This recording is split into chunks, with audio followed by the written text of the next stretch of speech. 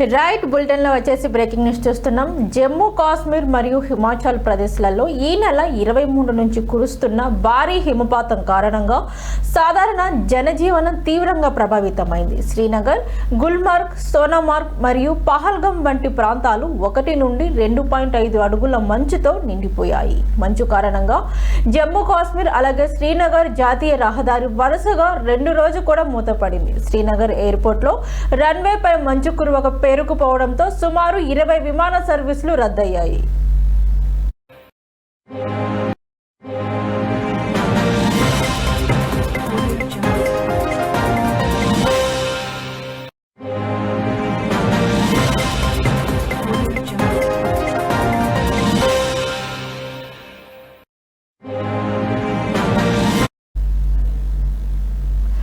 ఇక రాజధాని సిమ్లాతో పాటు మనాలి, కులు మరియు కుఫ్రీ ప్రాంతాలలో సీజన్లో తొలిసారి భారీ హిమపాతం నమోదైంది. దట్టమైన మంచు కారణంగా రాష్ట్ర వ్యాప్తంగా సుమారు 685 రహదారులు మూసివేయబడ్డాయి.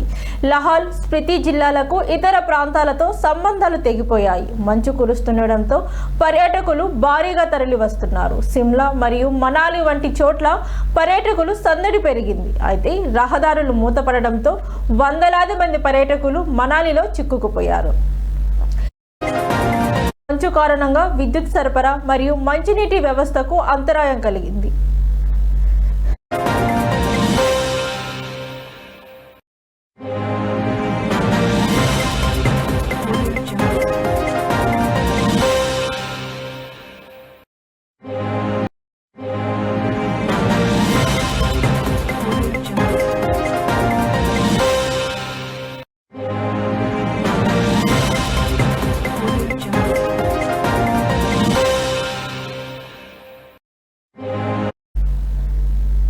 ఇక రజౌరి, పూంచ్ వంటి జిల్లాలలో పాఠశాలలకు సెలవు ప్రకటించారు. భారత వాతావరణ శాఖ ప్రకారం జనవరి 26 నుండి మరో కొత్త వెస్టర్న్ డిస్టర్బెన్స్ కారణంగా జమ్మూ కాశ్మీర్ మరియు హిమాచల్ ప్రదేశ్లలో మరికొన్ని వర్షాలు అలాగే మంచు కురిసే అవకాశం ఉంది. పర్యాటకులు మరియు స్థానికులు ఎత్తైన ప్రాంతాలకు వెళ్లేటప్పుడు అప్రమత్తంగా ఉండాలని అధికారులు సూచించారు.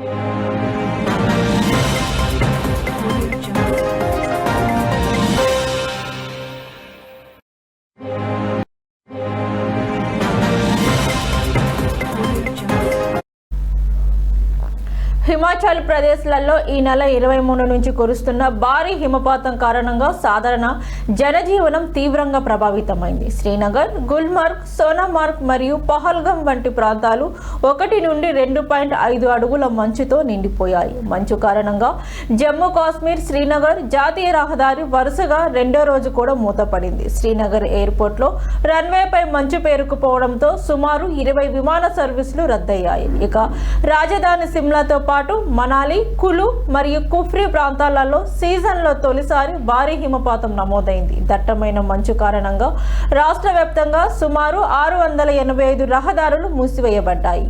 లహోర్, స్పితి జిల్లాలకు ఇతర ప్రాంతాలతో సంబంధాలు తెగిపోయాయి. ఇక మంచు కురుస్తుండటంతో పర్యాటకులు భారీగా తరలి వస్తున్నారు. సిమ్లా మరియు మనాలి వంటి చోట్ల పర్యాటకులు సందడి పెరిగింది. అయితే రహదారులు మూతపడడంతో వందలాది మంది పర్యాటకులు మనాలిలో చిక్కుకుపోయారు. దట్టమైన మంచు కారణంగా విద్యుత్ సరఫరా మరియు మంచినీటి వ్యవస్థకు అంతరాయం కలిగింది. ఇక రజౌరి, పూంచ్ వంటి జిల్లాలలో పాఠశాలలకు సెలవులు ప్రకటించారు.